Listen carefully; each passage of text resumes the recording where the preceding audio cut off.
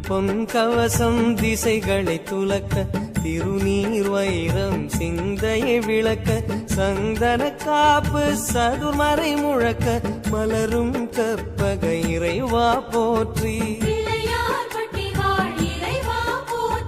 கலியுகம் காக்கும் கணபதிநாதா வலம்புரிநாதா அபயம் அபயம் அபயம் அருளும் இறைவா போற்றி.